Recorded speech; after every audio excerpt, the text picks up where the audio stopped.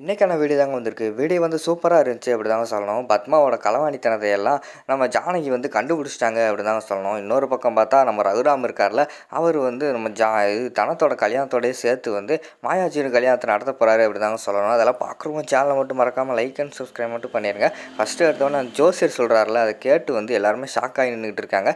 என்ன சொல்கிறீங்க, இன்னும் ஒரு மாதத்தில் வந்து கல்யாணத்தை முடிச்சாகணுமா அப்படிங்கிற மாதிரி வந்து பத்மா வந்து கேட்குறாங்க. ஆமாம்மா, ஒரு மாதத்துக்குள்ளே இந்த 2 பேர் ஜாதகக்காரங்களுக்கும் முடிச்சாகணும். அப்படி முடிக்கலைன்னா கல்யாணம் நடக்கிறதுக்கான வாய்ப்பே கிடையாது. அதுவும் யாருக்குன்னா அந்த பொண்ணுக்கு தான் வாய்ப்பே கிடையாது. பையனுக்கு கூட பொண்ணு கல்யாணம் நடந்துடும். அந்த பொண்ணு வந்து கடைசி வரைக்கும் வாழா வெட்டியாக தான் இருக்க போகுது அப்படிங்கிற மாதிரி சொன்னோடனே அவங்க ஷாக் ஆகிடுறாங்க. சரி நன்றி ஜோசியரே அப்படின்னு சொல்லிட்டு அவங்க 4 பேர் அவனுக்குள்ளே பக்கத்தில் வந்து தனியாக பேசிக்கிட்டு இருக்காங்க. சம்மந்தி இப்போ என்ன பண்ணுறது சொல்லுங்கள் அப்படிங்கிற மாதிரி வந்து சாருவோட அப்பா வந்து கேட்டுக்கிட்டு இருக்காரு. ஆமாம் சம்மந்தி, நானும் நினச்சிக்கிட்டு இருந்தேன் எப்படியாவது வந்து கல்யாணத்தை தள்ளி போட்டு அவங்க 2 பேர்த்த பிரிச்சலான்னு பார்த்தேன். கடைசியில் பார்த்துக்கிட்டோம்னா ஜோசியர் வந்து வேறு மாதிரி சொல்லிக்கிட்டு இருக்காரு. ஒரு மாதத்துக்குள்ளே வந்து கல்யாணத்தை முடிக்கணும் அப்படிங்கிற மாதிரி சொல்கிறாரு. இப்போ நம்ம என்ன பண்ணுறது அப்படின்னு சொல்லிட்டு அவங்க யோசிச்சுக்கிட்டு இருக்காங்க. அந்த நேரத்தில் பத்மாவுக்கு வந்து ஒரு யோசனை வருது. சரி எப்படியாவது வந்து திருப்பி வந்து நம்ம கல்யாண பேச்சை ஆரம்பிச்சிருவோம் அப்படிங்கிற மாதிரி சொல்கிறாங்க. எப்படி சம்மந்தி ஆரம்பிக்கிறது கல்யாண பேச்சை அப்படிங்கிற மாதிரி கேட்ட உடனே, நான் தானே கல்யாண பேச்சை வந்து எப்படியாவது தடுத்தேன். நானே போய் எங்கள் அண்ணங்கிட்ட பேசி மாயாவுக்கும் சீனுக்கும் கல்யாண பேச்சை ஆரம்பிக்கேன் அப்படிங்கிற மாதிரி சொல்கிறாங்க. என்ன சம்மந்தி பேசிக்கிட்டு இருக்கீங்க, மாயாவுக்கும் சாருக்கும் கல்யாணம் பண்ணுறதுக்காக நம்ம நினச்சிக்கிட்டு இருக்கோம், நீங்கள் என்ன மாயாவுக்கும் சீனுக்கும் கல்யாண பேச்சை பேசுகிறீங்க அப்படிங்கிற மாதிரி சொன்னோடனே, இல்லை ஃபஸ்ட்டு வந்து கல்யாண பேச்ச ஆரம்பிப்போம், அப்போ தான் நம்ம மேலே யாருக்குமே டவுட் வராது. அதுக்கடுத்து நம்ம எல்லாருமே சேர்ந்து பிரச்சனை பண்ணுவோம். பிரச்சனை பண்ணி கடைசியில் வந்து குறித்த தேதியிலேயே வந்து நம்ம சீனுக்கும் சாருக்கும் கல்யாணத்தை முடிச்சிருவோம் அப்படிங்கிற மாதிரி வந்து பிளான் போடுறாங்க. சரி சம்மந்தி, நீங்கள் சொல்கிறதும் எனக்கு சரியாக தான் படுது அப்படிங்கிற மாதிரி வந்து நம்ம சாருவோட அப்பா சொல்லிக்கிட்டு இருக்காரு. அந்த நேரத்தில் பார்த்தா அந்த கோயிலுக்கு வந்து ஜானகி வந்துடுறாங்க. ஜானகி பார்த்தோன்னே ஐயோ அத்தை வராங்களே அப்படின்னு சொல்லிட்டு இவங்க எல்லாருமே தெரிச்சு ஓடிடுறாங்க. யார் நம்ம பத்மாவும் பார்வதியும் தெரிச்சு போய் பின்னாடி போய் ஒளிஞ்சிக்கிறாங்க. நம்ம சாருவோட அப்பா வந்து சமாளிக்காரு. வாங்க சம்மந்தி எப்போ வந்தீங்க அப்படிங்கிற மாதிரி கேட்டோன்னே, இப்போ தான் வந்தேன், நீங்கள் எப்போ வந்தீங்கன்னு கேட்காங்க. நாங்கள் வந்து என் பொண்ணுக்கு ஜாதகம் பார்க்குறதுக்காக வந்தோம் அப்படிங்கிற மாதிரி சொல்லிட்டு இருக்காங்க. பரவாயில்லையே சூப்பர் சம்மந்தி அப்படின்னு சொல்லிட்டு பேசிக்கிட்டே இருக்காங்க.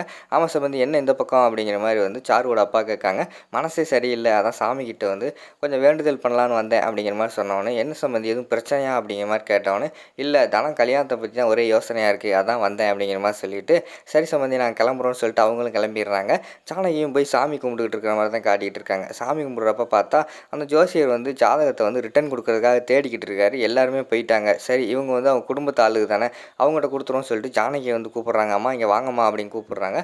சொல்லுங்கள் அப்படின்னு சொல்லிட்டு போனவொடனே, இல்லைம்மா உங்கள் வீட்டில் இருந்து ஜாதகம் பார்க்க வந்திருந்தாங்க, அது வந்து கொடுத்துட்டு போயிட்டாங்க அப்படிங்கிற மாதிரி சொன்னோன்னே, ஓ அப்படியா, ஒருவேளை அவங்க வந்து நினச்சிக்கிட்டு இருக்காங்க நம்ம ஜானகி வந்து சாருக்கும் இன்னொரு பொண்ணுக்கும் இன்னொரு பையனுக்கும் வந்து ஜாதகம் பார்க்க வந்திருக்காங்க போல நினச்சிட்டு, அம்மா இந்தாங்க மாப்பிள்ளை ஜாதகமும் இருக்குது பொண்ணு ஜாதகமும் இருக்குது அப்படின்னு சொல்லிட்டு ஜோசியக்கார் வந்து கொடுக்காரு.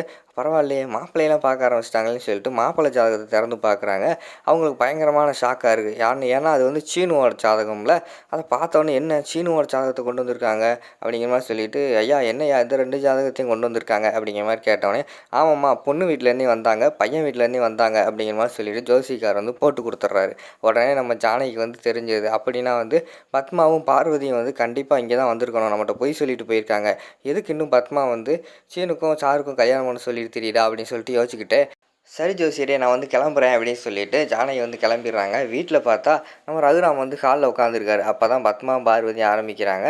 அண்ணே நான் ஒன்று சொல்லணும் அப்படிங்கிற மாதிரி சொன்னோன்னே, சொல்லு அப்படிங்கிற மாதிரி கேட்காங்க.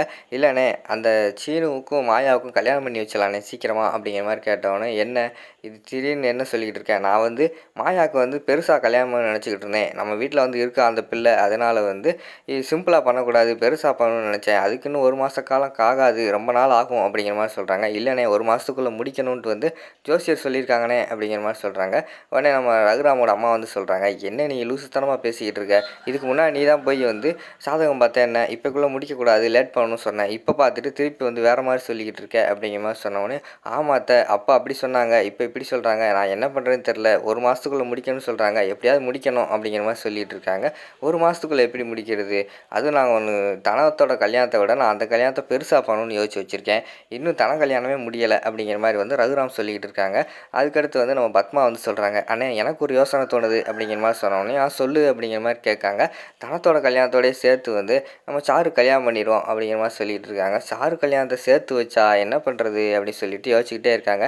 நான் சாருக்கு வந்து கிராண்டாக பண்ணணும்னு யோசிச்சுக்கிட்டு இருக்கேனே அப்படின்னு சொல்லிட்டு ரகுராம் வந்து சொல்லிகிட்டு இருக்காரு. உடனே பத்மா வந்து சொல்கிறாங்க, நீங்கள் எதுக்கு தப்பாக நினைக்கிறீங்க, அதெல்லாம் கிடையாது, நீங்கள் வந்து ரிசப்ஷனை பெருசாக வச்சுக்கோங்க, கல்யாணத்தை இப்போ சேர்த்து வச்சுருவோம் அப்படிங்கிற மாதிரி சொன்னோடனையும் அதுக்கடுத்து யோசிச்சுக்கிட்டு இருக்காங்க. சரி இதான் சரின்னு படுது, சரி அப்படியே பண்ணிடுவோம் அப்படின்னு சொல்லிட்டு ரகுராம் வந்து போயிடுறாங்க.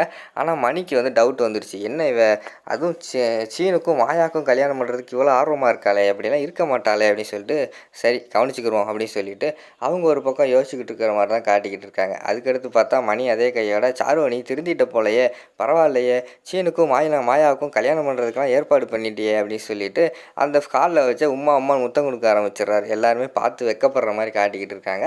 அடுத்து வந்து ஜானகி வந்துடுறாங்க. ஜானகி வந்தோடனே காலில் வச்சு எல்லோரும் பேசிக்கிட்டு இருக்காங்க.